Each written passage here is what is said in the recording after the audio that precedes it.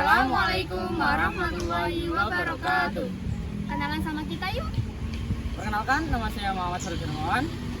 Kenalin, nama aku Nabila Rahma Aulia. Halo guys, kenalin, nama aku Marcenda Dwi Fortuna. Halo, saya Trisna Faila Sofa. Kami dari Mandula Kudus. Melalui video ini kami akan memperkenalkan salah satu tokoh yang berperan dalam proklamasi kemerdekaan, yakni Bapak Yusuf Ronodipuro. Simak videonya yuk. Pasti pernah deh kalian itu baca tentang cara penyebaran proklamasi kemerdekaan Indonesia melalui radio, pamflet, dan lain-lain. Tapi sadar gak sih guys, penyebaran itu hanya terbatas di media dalam negeri. Di sisi lain, kalian juga belajar tentang negara-negara pertama yang mengakui kedaulatan Indonesia. Nah loh, gimana tuh? Tadi kan penyebaran proklamasi itu terbatas di dalam negeri. Tapi kok negara lain bisa tahu dan mengakui kemerdekaan Indonesia sih? Kuncinya adalah, jadi dunia tuh kalau Indonesia merdeka itu dari penyiaran radio di saluran internasional. Nah, tapi tahu gak sih siapa tokoh yang berperan dalam penyiaran berita proklamasi ke luar negeri? Beliau adalah Bapak Yusuf Ronodipuro.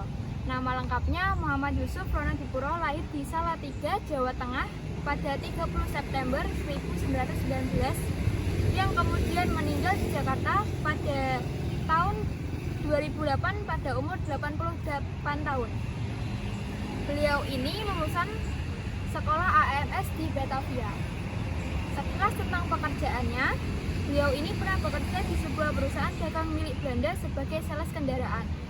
Setelahnya, di masa penjajahan Jepang, Pak Yusuf bekerja di pusat kebudayaan bagian seni lukis. Namun, tak bertahan lama nih, karena pada tahun 1943, beliau pindah bekerja di Hoshioku, sebuah stasiun radio Jakarta yang dijalankan oleh pemerintah bala tentara Dai Nippon sebagai seorang penyiar. Nah, dari sini udah bisa menebak gak nih gambaran peristiwanya? Simak yuk. Cerita awalnya tuh dari sini guys. Pada saat tentara Jepang menyerah tanpa syarat kepada sekutu, tepatnya pada 6 Agustus 1945, kabar ini belum sampai ke Pak Yusuf karena pada saat itu siaran luar negeri radio Hoshioku disegel. Beliau baru tahu setelah dibisiki oleh rekannya yang bernama Mohtar Lubis. Maka berangkatlah Pak Yusuf ke markas Perkumpulan Pemuda Menteng 31. Kabar menyerahnya Jepang kepada sekutu membangkitkan semangat para pejuang, terutama golongan pemuda, untuk menyelenggarakan kemerdekaan Indonesia. Jadilah pada tanggal 17 Agustus 1945, Republik Indonesia menyatakan kemerdekaannya, yaitu dengan dibacanya teks proklamasi oleh Soekarno dan Hatta di Jalan Pegangsaan Timur nomor 56. Tapi merdekanya Indonesia ini belum diketahui oleh dunia luar, sehingga pengakuan atas kemerdekaan Indonesia secara de jure belum didapatkan. Pak Yusuf sendiri masa itu tidak mendengar kabar proklamasi karena para staf Hoshioku sejak hari Rabu sebelumnya tidak diizinkan masuk atau keluar stasiun radio tersebut.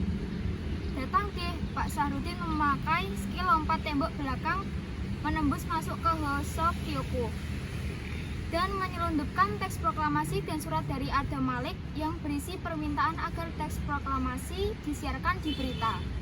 Sahrudin tertangkap penjaga, tapi teks dan surat itu ditemukan Pak Yusuf. Gak serta-merta semua lancar loh ya. Pasalnya studio siaran mancanegara yang tidak dipergunakan tidak terhubung lagi dengan pemancarnya.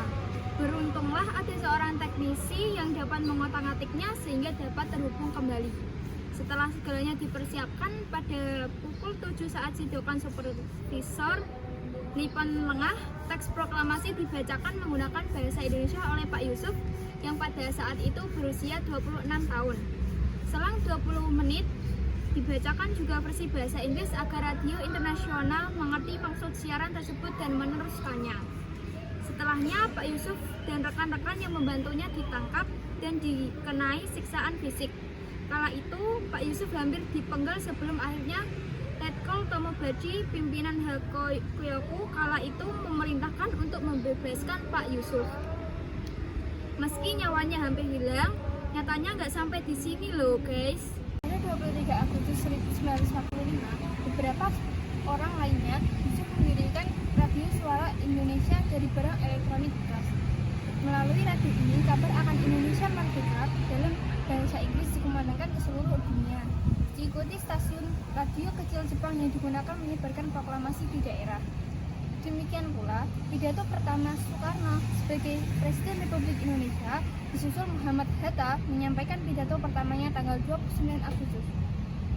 Pada 11 September 1945, diadakan rapat yang menyetujui pendirian Radio Republik Indonesia atau RRI. Pada 1950, Pak Yusuf menjabat sebagai Kepala Stasiun RRI. Beliau dengan gagah berani mengibarkan bendera merah putih di depan kantor RRI. Di bawah ancaman senjata api menolak menurunkan sang saka merah putih, menggerakkan Ibu Sud menciptakan lagu Berkibarlah Benderaku. Slogan RRI yang terkenal sekali di udara, tetap di udara, juga merupakan buatan Yusuf. Beliau juga memaksa Bung Karno untuk mengulang kembali pembacaan proklamasi kemerdekaan Indonesia supaya dapat direkam, menjadikan RRI sebagai satu-satunya yang memiliki rekaman deklarasi kemerdekaan yang Soekarno bacakan. Nah guys, itu tadi peran dari Bapak Yusuf Ronodipuro. Sekian dari kami, kurang lebihnya mohon maaf. Wassalamualaikum warahmatullahi wabarakatuh.